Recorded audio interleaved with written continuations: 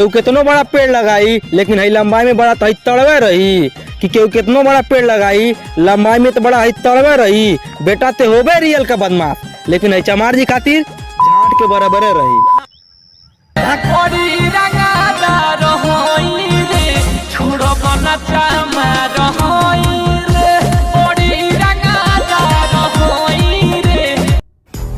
Pistol खाली कमरिया में ठीक लगेला, भाई माथ के पगड़िया में ना।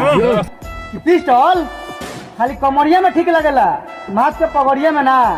आ सुन रे भोसरी वाला रंगदारी खाली ओहिरन पर ठीक लगेला, पूरा लेखा भौरुआ में ना।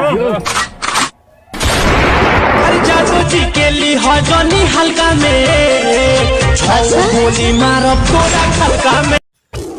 शरीफ कल थे बेटा, आज नहीं। आंखें उठाओगे तो फोड़ दिए जाओगे। शरीफ कल थे बेटा, आज नहीं। आंखें उठाओगे तो फोड़ दिए जाओगे। मोहब्बत है राजभर साहब से, कोई मजाक की बात नहीं।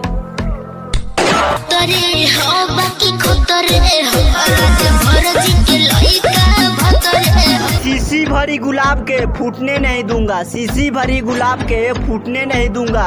निषाद जी के लड़का हूँ बेटा, इतना पलाई करूंगा कि मुतने नहीं दूंगा। के झुका भी कोनो बजाना होई, के झुका भी कोनो